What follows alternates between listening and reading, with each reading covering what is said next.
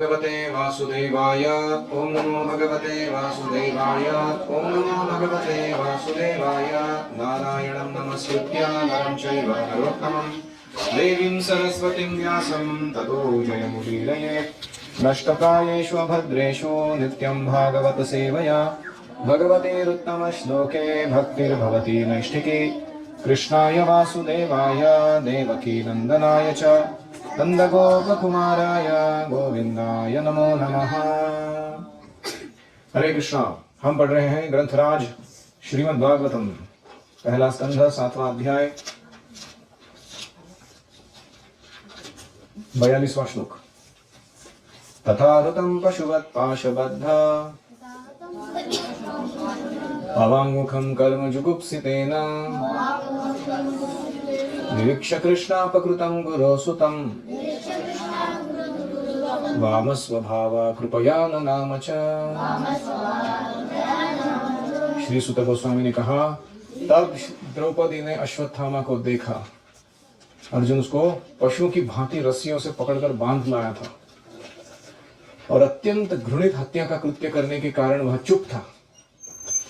अपने स्त्री स्वभाववश तथा स्वभाव से उत्तम एवं भद्र होने के कारण उसने ब्राह्मण रूप में उसके प्रति सम्मान व्यक्त किया, उस व्यक्ति के प्रति जिसने उसके बच्चों को मार दिया था। हरि ओम सहना भवतु सहनौ भुनक्तु सह वीर्यं करवावहै तेजस्विनावधीतमस्तु मा विद्विषावहै। ओम शांति शांति शांति। ओम अज्ञानतिमिरान्धस्य ज्ञानाञ्जनशलाकया चक्षुरुन्मीलितं येन तस्मै श्रीगुरवे नमः। जय श्री कृष्ण चैतन्य प्रभु नित्यानंद श्री अद्वैत गदाधर श्रीवासादि गौर भक्तवृंदा। हरे कृष्णा कृष्णा कृष्णा हरे हरे हरे राम राम राम हरे हरे।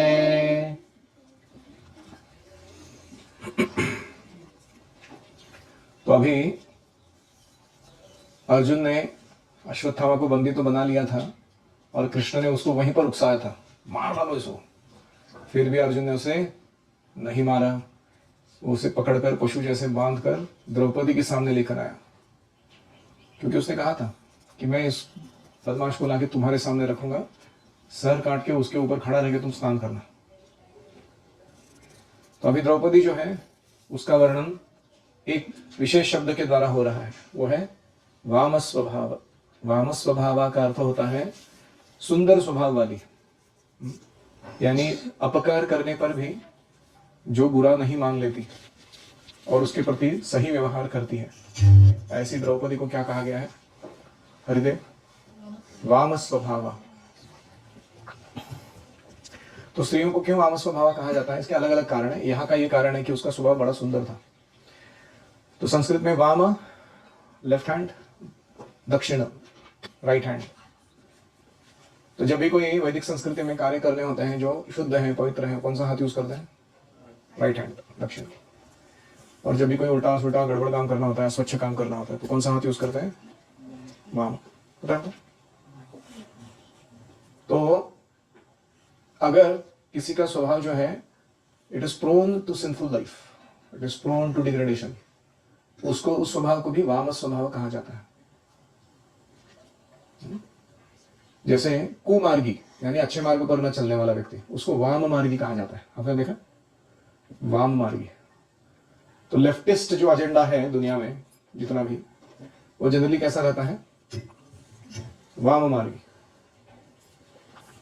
तो यहां पे वो अर्थ नहीं आ रहा है द्रौपदी के लिए, ये दूसरा अर्थ नहीं आ रहा है। तथा आहृतम, पकड़ के लाया गया उसको, पशुवत पाशबद्ध, जैसे कोई भेड़ बकरी बांध के लाता है किसी का, ऐसे अर्जुन ने पकड़ के लाया उसको। अवांग मुखम, उसने अवाक मतलब क्या है? वहां एक भी शब्द नहीं निकाल रहा था अश्वत्थामा, मुंडी नीचे करके खड़ा था। उसको पता था मैंने बड़ा अपराध किया है इन लोगों का, इतना अपकार इसका किसी ने नहीं किया रहेगा। अभी द्रौपदी क्या करेगी पता नहीं, इसे चुपचाप खड़ा रहा वो, अवाक मुखम। और कर्म जुगुप्सितेन, उसने कर्म ही ऐसा किया था। जुगुप्सितम मतलब अबॉमिनेबल, बहुत ही गंदा घृणित कार्य किया था। तो निरीक्ष, उसको इस भारत में निरीक्षण करके कृष्णा, द्रौपदी का नाम क्या है? कृष्णा। हाँ, अपकृतम गुरोह सुतम, एक गुरु का पुत्र जिसने हमारा अपकार किया है, उसे देखकर वाम स्वभाव कृपया ननाम च, द्रौपदी ने अपने सहज स्वभाव, वाम स्वभाव, स्त्री स्वभाव के कारण उसे नमन किया। ननाम मतलब अश्वत्थामा को प्रणाम किया उसने, एटिकेट फॉलो करते हुए। तो ये बात बड़ी आश्चर्यकारक लगी सबको।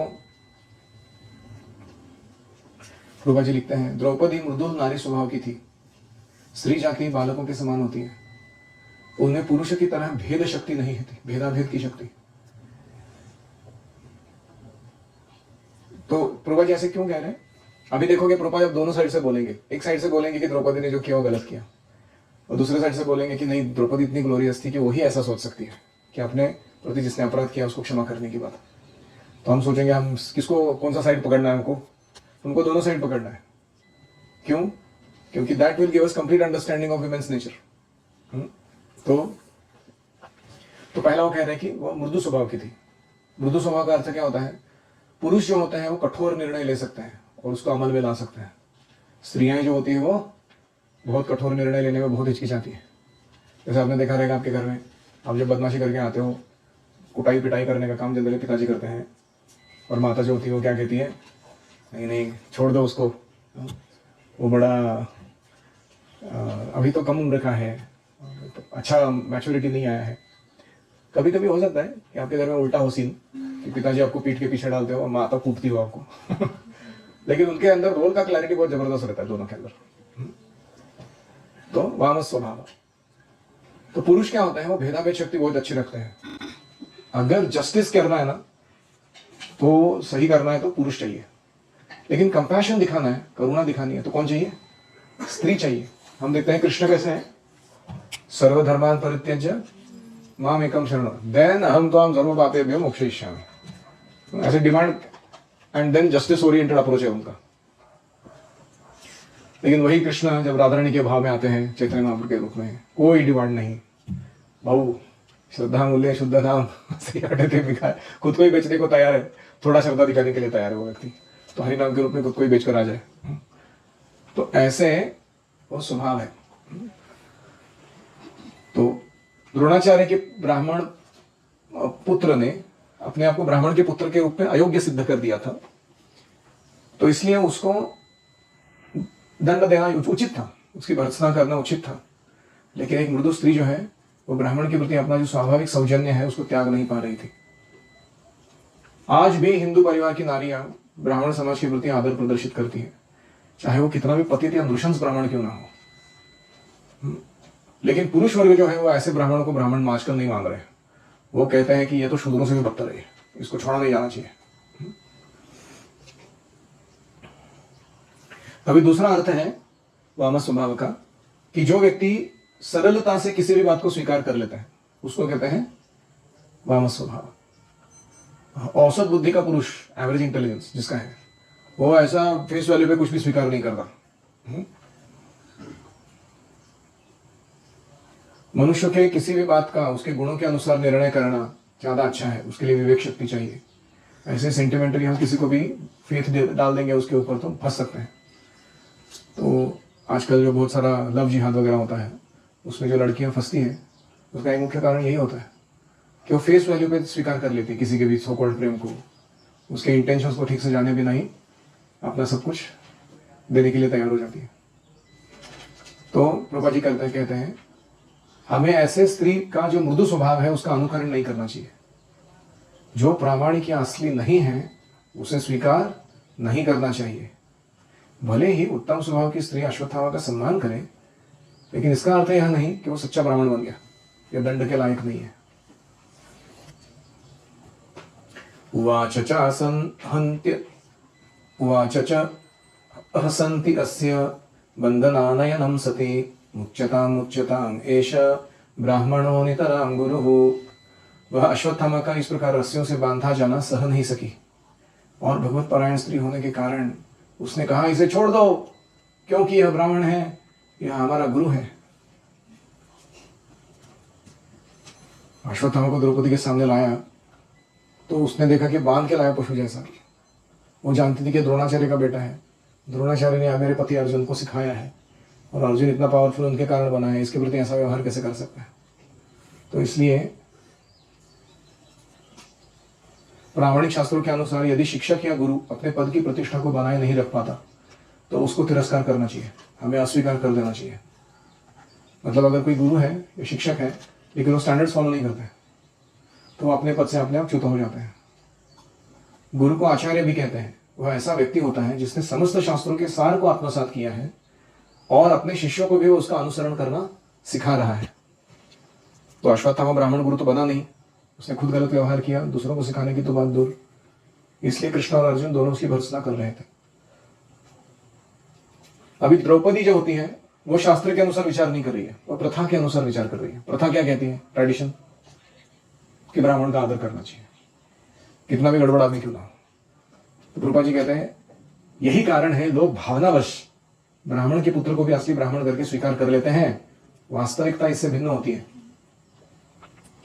तो व्यक्ति को चाहिए कि वो गुण विकसित करे, ना केवल जन्म के आधार पर क्लेम करे कि मैं ब्राह्मण हूं।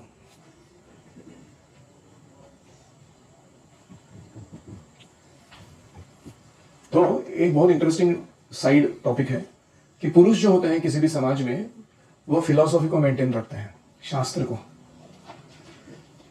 और जो स्त्रियां होती हैं किसी भी सिविलाइजेशन में वो कल्चर को या प्रथा को या संस्कृति को मेंटेन करती है। तो फिलॉसफी कैसा है? जल के जैसा है, और संस्कृति कैसा है? एक वेसल के जैसा है, ग्लास के जैसा। क्या ज्यादा महत्वपूर्ण है, पानी कि पानी का ग्लास? हाँ, दोनों महत्वपूर्ण है, क्योंकि पहला पानी चाहिए, लेकिन पानी सब जगह होगा तो भी पी सकते हो क्या तुम, या ट्रांसपोर्ट कर सकते हो जहां जरूरी है वहां पर। अगर ग्लास नहीं रहेगा तो कोई बोलेगा चलो बारिश होगी, हाँ मुंह खोल के ऐसे कैच कर लेगा तो पानी चलेगा तुम, लेकिन कैसे कैसे पी सकते। तो इसलिए फिलॉसफी एंड कल्चर, फिलॉसफी कौन प्रोटेक्ट करता है? पुरुष, पुरुष वर्ग। कल्चर कौन प्रोटेक्ट करता है? स्त्री वर्ग। इसलिए आप देखो गुरुकुल में when you deviate, especially from point of view of following truth, you get chastised by me. And if you get deviated from the path of following the standards of culture, then you get chastised by Radhika. है कि नहीं? Deity वालों को खास करके अनुभव रहेगा इसका, डेटी वर्शिप करने वालों को ज्यादा। तो इसलिए that is the role in the culture. तो इसलिए दोनों चाहिए, स्त्री भी चाहिए, पुरुष भी चाहिए, तभी समाज ठीक से चलता है। तो आपके घर में आपको जनरली भगवान का वर्शिप कैसे करते हैं या एटिकेट्स क्या होते हैं वो कौन सिखाते हैं? वो माता सिखाती है। और खास करके आपको किस आधार पर निर्णय लेने चाहिए, वो फिलॉसफी क्या होना चाहिए तुम्हारी लाइफ का, वो कौन सिखाता है? वो पिताजी सिखाते हैं। सरहस्यो धनुर्वेदः सविसर्गोपसंयमः अस्त्रगामश्च भवता शिक्षितो यदनुग्रहात्। तो अर्जुन को कन्विंस करने के लिए इसे मारना नहीं चाहिए। द्रौपदी द्रोणाचार्य का गुणगान कर रही है, कहती है यह द्रोणाचार्य की कृपा थी कि आपने, मतलब अर्जुन ने, धनुष बाण चलाने की विद्या तथा अस्त्रों को वश करने की गुप्त कला सीखी है। शिक्षितो यद अनुग्रहात्। आप विद्वान इसलिए बने क्योंकि द्रोणाचार्य ने अपनी कृपा दिया। प्रभा लिखते हैं आजकल का जो स्थूल मिलिट्री साइंस है, ग्रॉस मिलिट्री साइंस, वो भौतिक अस्त्रों पर आधारित है। You can create some chemical bomb, atomic bomb, explosive bomb, you go and put it on some and there only one generally fire element in prominence हर जगह पे। तो मशीन गन हो, परमाणु बम हो, ये सब क्या है? मैकेनिकल एनर्जी का, भौतिक शस्त्र या अस्त्र का निर्माण चल रहा है। लेकिन वैदिक समय में ऐसा था कि सूक्ष्म रूप पे इन भौतिक एलिमेंट्स को मैनिपुलेट करने की कला उनको पता थी। वो किसी बाण के अग्रभाग पर किसी मंत्र का उच्चारण करके उस अस्त्र को स्थापित करते थे, और वो बाण जहां मारते थे वो बाण का जो परिणाम है निकलने वाला, वायव्यास्त्र, विंड पावर, पर्जन्य अस्त्र, रेन पावर, झुंभण अस्त्र, जमाई देने वाला अस्त्र। कैन यू इमेजिन, लोग आए हैं सामने, सैन्य खड़े दूसरे के सामने, झुंभण अस्त्र मार दो, वो अपोजिट आर्मी के लोग वो सोने के लिए पीछे ढूंढ रहे हो जगह। How funny that would look. तो ऐसे ऐसे अस्त्र थे इनके पास। और वो किसके द्वारा अभिमंत्रित होते थे? मंत्रों के द्वारा। ऐसा सूक्ष्म टेक्नोलॉजी था इनका। रामायण में देखा है कि श्री राम के पिता महाराज दशरथ केवल ध्वनि से बाणों को नियंत्रित करते या केवल ध्वनि सुनकर लक्ष्य भेद कर देते। तो आजकल जो सैनिक हथियारे हैं, भौतिक सैनिक लोगों के हथियार हैं, ये कोई विज्ञान नहीं है, नॉट वेरी ग्रेट टेक्नोलॉजी। तो द्रौपदी चाहती थी कि अर्जुन इसके लिए कृतज्ञता व्यक्त करे, इसको छोड़ के। तो कोई पूछ सकता है द्रोणाचार्य जैसा कट्टर ब्राह्मण सैन्य विज्ञान का शिक्षक क्यों बना, मिलिट्री साइंस सिखाने के लिए? इसका उत्तर यह है कि ब्राह्मण को शिक्षक बनना चाहिए, चाहे वह विद्या के किसी भी भाग का क्यों ना जानना या सिखाता हो। विद्वान ब्राह्मण को शिक्षक, धर्मोपदेशक तथा दान का पात्र बनना चाहिए। ब्राह्मणी ब्राह्मण ऐसे पेशे या व्यवसाय ग्रहण करने के लिए अधिकृत है। इसका अर्थ है कि जो ब्राह्मण होते हैं वो कोई भी रोल प्ले कर सकते हैं समाज में, कोई भी साइंस, कोई भी आर्ट पढ़ा सकते हैं, इतना उनके पास ज्ञान होता है। Can you imagine what kind of knowledge that must be? और प्रभुपाद जी ऐसे थे। You talk about medicine, he new finance management, he knew practical leadership, lot of things, music done, Sanskrit yes sir। एक ऐसा टॉपिक नहीं प्रभुपाद के पास जिनको उनको याद उसका ज्ञान नहीं था। हाँ, कुकिंग, कोई भी फील्ड ले लो, खेती, गो सेवा, सब चीजों के बारे में। तो ऐसे व्यक्ति को आचार्य कहते हैं। स एष भगवान द्रोणः प्रजारूपेण वर्तते तस्यात्मनोर्धं पत्न्यास्तेनान् गाद्विरसुः कुरूपी। अपने पुत्र द्वारा प्रतिनिधित्व किए जाने के कारण द्रोणाचार्य अभी भी निश्चित रूप में विद्यमान है अश्वत्थामा के रूप में। उनकी पत्नी कृपी सती नहीं गई क्योंकि वह पुत्रवती थी। तो तब सती तब जाते थे जब पुत्र नहीं होता। अगर माँ की देखभाल करने के लिए पुत्र है तो वो स्त्री सती नहीं जाती। सती मतलब पति मरने के बाद उसकी चिता में वो पत्नी प्रवेश करती थी, वॉलंटरली अपने शरीर को दाह करके खत्म कर दी, उसको कहते हैं सती। लेकिन अगर पुत्र होता था तो नहीं करती थी।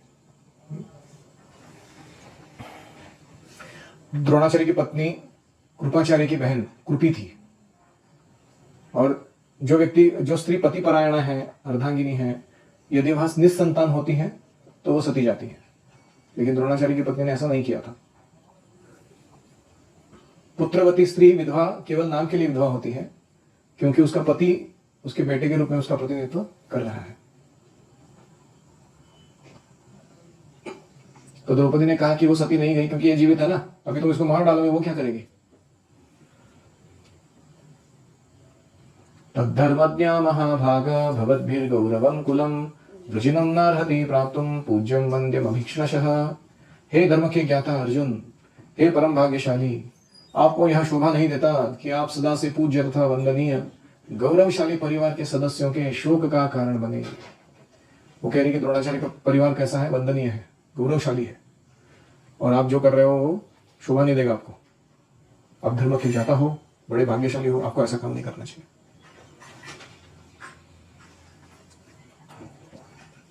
मैंने ऐसे पर्सनली देखा है, अच्छे अच्छे परिवार होते हैं लेकिन उनका कोई बड़ा बेटा या कोई ऐसा व्यक्ति मृत हो जाता है घर में किसी कारण से, तो अचानक वो घर एकदम हिल जाता है, विचलित हो जाता है पूरा। हमारे प्रभु जी हैं, वो उनका बड़ा बेटा किसी 25 साल की उम्र में रोड एक्सीडेंट में मारा गया। तब से अब तक सुधरे नहीं हो लोग। 80 उम्र हो गई अभी उनकी। He has not come out of that trauma in his life. तो ऐसा होता है, पूरा परिवार बिखर जाता है। तो इसलिए द्रौपदी कह रही है कि उसको मत मारो, अश्वत्थामा को। वो अकेला है लड़का, उसकी माता को क्या होगा, तो पूरे परिवारजनों का क्या होगा? हमारा जो हो गया हो गया, अभी उनका क्यों खराब करना है? तो ऐसी उदात्त भावना वो रख रही है। मारोदिदस्य जननी गौतमी पति देवता यथा मृतवत्साथा रोदिनी अश्रुमुखी मुहुः। हे स्वामी, द्रोणाचार्य की पत्नी को मेरे समान मत रुलाओ। मैं अपने पुत्रों की मृत्यु के लिए संतप्त हूँ, कहीं उसे भी मेरे समान निरंतर रोना न पड़े। द्रौपदी कह रही कि कृपी को रोना नहीं पड़े, इसलिए मत मारो। प्रभुपाद लिखते हैं, करुणामयी उत्तम नारी होने के कारण ही श्रीमती द्रौपदी माता की अनुभूतियों को, यानी उसके अनुभव को, या द्रोणाचार्य की पत्नी जीवित रहने के उसके पूज्य पद को हिलाना नहीं चाहती थी, खराब नहीं करना चाहती। वो नहीं चाहती थी कि द्रोणाचार्य पत्नी भी उसके जैसी संतति विहीन हो जाए। यैकोपितं ब्रह्मकुलं राजन्यैरजितात्मभिः तत्कुलं प्रदहत्याशु सानुबंधं शुचार्पितम्। यदि इंद्रिय तृप्ति में निरंकुश बनकर राजकुल ब्राह्मण कुल को अपमानित करता है और कुपित करता है, तो वह क्रोध की अग्नि समस्त राजकुल को जला देती है और सबों को दुख देती है। तो यहाँ कहा गया है कि जो क्षत्रिय हैं उनको ब्राह्मण वर्ग के सब सामने हमेशा नम्र रहना चाहिए और उनका अवमान नहीं करना चाहिए। क्षत्रियों को ब्राह्मणों का कभी अवमान नहीं करना चाहिए। ऐसा करने पर उनके पास जो भी अच्छे गुण हैं वो सब चले जाएंगे और वो ब्राह्मण अगर कुपित हो गए, वो श्राप दे दिए या कुछ बुरा चिंतन किए, तो सारा उन्नति जो है वो नष्ट हो सकती है।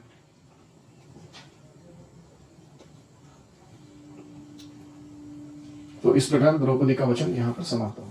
किसी का कोई प्रश्न है?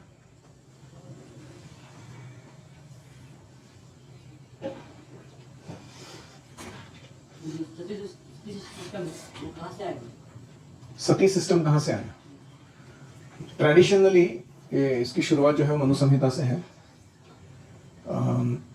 हमारे लिए जो नियम है मनुष्यों को जीने के, उसमें स्त्री का जो रूप, जो सेवा होता था इस समाज के लिए, उसको दो दृष्टि से देखा जाता था। एक है पत्नी के रूप में, वो अपने पति के साथ समाज की क्या सेवा करती है, और दूसरा एक माता के रूप में अपने बच्चे के लिए वो क्या सेवा प्रदान करती है। तो जनरली जब पति मर जाता था, पुराने जमाने की बात है ये, और पत्नी विधवा रहती थी, तो हो ना हो उसे कोई ना कोई हेय दृष्टि से देखना, या कोई उसका शोषण करने का प्रयास करना, या कोई उसे सुरक्षित रख पाने में असमर्थ रहना, ये सब हो सकता था। तो इसलिए उसके लिए पुत्र की जरूरत होती थी, और पुत्र क्या करता था, अपनी माता का हमेशा रक्षण करता था, पोषण करता था। तो उसके कारण ऐसे स्त्रियों को फिर अपने आप पति न होते हुए भी समाज में सुस्थिति मिल जाती थी। तो सती का जो कॉन्सेप्शन है वो कंपलसरी नहीं है, वो वॉलंटरी है।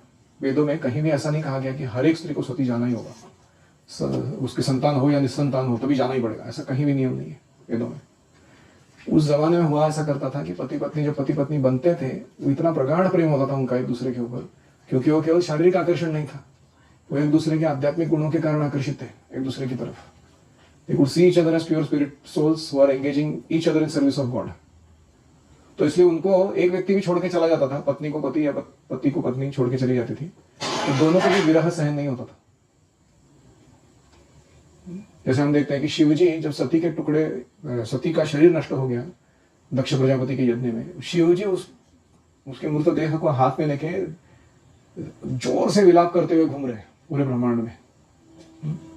कोई कहेगा क्या इम्पैक्ट हस्बैंड है, ऐसे थोड़ी पत्नी के अधीन होना चाहिए किसी ने, नहीं, वो प्रेम उस टाइप का नहीं है जो हम सोचते हैं। तो इतना प्रगाढ़ प्रेम के कारण वो वॉलंटियर करते थे इस प्रकार से सती जाने के लिए। तो अभी सही नियम निकला है कानून के अनुसार कि सती प्रथा बंद है।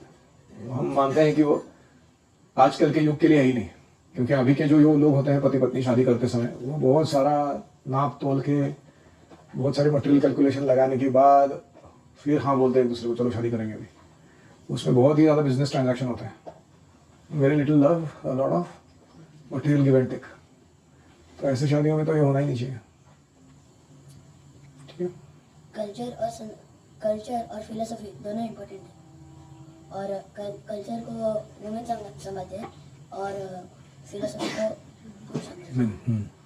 ब्राह्मण कुछ भी सिखा सकता है, ब्राह्मण को कुछ भी सिखाने आना चाहिए, एनी फील्ड। क्षत्रिय को एक अच्छे सच्चे ब्राह्मण के प्रति नम्र होना चाहिए। yes. हमारी सरस्वती भी बुद्धि बढ़े, इसके लिए हम क्या करें? First and foremost is to hear with rapt attention. Classes को बहुत ध्यान से सुनना चाहिए। आपको अपने बुद्धि को पोषण देना है, तो आपके जो टीचर बोलते हैं वो केवल आपके लिए बोलते हैं, कृष्ण उनके थ्रू बोल रहे हैं, आपके लिए जो सुनना जरूरी है वो इस भावना से सुनना चाहिए कि मेरे हृदय के सारे रोग इनको मालूम है और उसका मेडिसिन भी इनको मालूम है, और उनकी वाणी के रूप में, इनके आयोजन के रूप में आ रहे हैं मेरे पास। दूसरा है कि शास्त्र अध्ययन गंभीरता से करना चाहिए। गुरु की वाणी सुनने के बाद जब शास्त्र पढ़ते हैं हम, तो ज़्यादा समझ में आता है। नियमित रूप से शास्त्र अध्ययन नहीं करते तो बुद्धि क्या हो जाती है, जंग लग जाता है उसको, तलवार की धार कम हो जाती है, वो आसक्तियों को काट नहीं सकती है फिर। जैसी कोई लेजीनेस या डिस्ट्रैक्शन सामने आता है तो बुद्धि शार्प नहीं होगी तो हम गलत निर्णय लेते हैं, फिर वो कट नहीं कर सकते उस थॉट को हम। तीसरा है कि हमारे जो व्यक्तिगत साधना है उसको करते समय भगवान की कृपा की याचना करनी चाहिए कि आप मेरे को माया से बचाइए और मुझे शुद्ध बनाए रखिए। तो जब divine energy descends in our heart, दैवी प्रकृति में आश्रित रहा, तो अपने आप हमारा सारा विवेक जो है वो सही दिशा में काम करता है, उल्टे सुल्टे दिशा में नहीं जाता। Any other? क्षत्रियों को ब्राह्मण का अपमान नहीं करना चाहिए। जब हम लोग ये हर एक क्षण पे सोचते हैं कि ये सही है गलत है, पर कुछ चीज़ें होती है कि हर बार तो सच फॉलो करने के लिए उतना साहस या तो हिम्मत नहीं होता, तो आलस भी आता है। उदाहरण? जैसे फॉर एग्जाम्पल हमको पता है कि अभी क्लास का टाइम हो रहा है, तो मैं जल्दी हाँ की भी आ सकता हूँ, बट हम जरा सा 1-2 मिनट का टाइम पास करते हैं, तो हर एक क्षण के लिए भी हम मन के अंदर पता है कि That is simply lack of love for a spiritual master. And to keep it very simple. Also, it is due to our love for our own mind and senses. हम इतना ओवर पैम्परिंग करते हैं उनको। देखो, गुरुकुल में रहना किसको संभव है? जो वॉलंटरीली अपने आप को गुरु के शासन के अंडर उनके प्रति अप्रिसिएशन या प्रेम के कारण सरेंडर कर दिया है, वही टिक सकता है इधर। You cannot last here too long without this. शिष्य का अर्थ क्या है? One who accepts the rule of the spiritual master on himself and voluntarily he accepts. You know, and for that he needs to have appreciation. He needs to have affection. तभी यह संभव है. And that grows through service. नहीं तो ऐसे super generally it grows through hearing and of course it grows through service. तो ये एक बहुत ही तुच्छा सा प्रॉब्लम है, कुछ बड़ा प्रॉब्लम नहीं है ये। इसको 1 सेकंड में कोई चाहे तो ओवरकम कर सकता है। Can be always punctual in all the programmes, लेकिन हम नहीं करना चाहते because we love our mind and senses like anything. We think that they are our masters. वो हमारे सर्वे सर्वा है, वो हमारी सही दिशा दिखा रहे हैं, वो हमको सही आनंद दे रहे हैं और हम उसके पागल जैसे फॉलो कर रहे हैं। What is the result of that? We take millions of births again in the material world. तो इंद्रियों और मन को फॉलो करेंगे तो भौतिक जन्म में वापस आएंगे, गुरु को फॉलो करेंगे तो स्पिरिचुअल वर्ल्ड is waiting.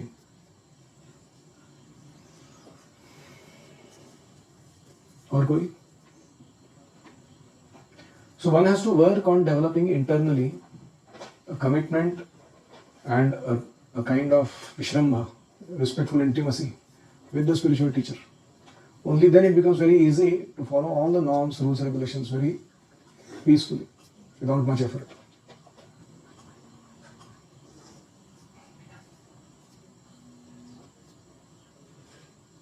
सोच समझ के काम करना चाहिए। कौन सा?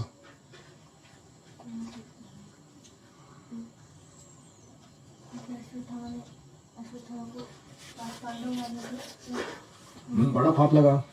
अश्वत्थामा को भी पता था मैंने पाप किया है, मुंह नहीं खोल सका द्रौपदी के सामने। Heavy reaction. Can you imagine Krishna standing in front of you, Arjun जैसे प्योर डिवोटी खड़ा है, द्रौपदी जैसी इतनी हाईली इवॉल्व स्त्री है, वो इतना कंपैशन है उसके अंदर, और इनके लोगों को, बच्चों को तुमने मारा है, क्या हालत रहेगा तुम्हारा? ओम हरे कृष्णा कृष्णा कृष्णा हरे हरे, हरे राम राम राम हरे हरे, हरि ओम तत्सत।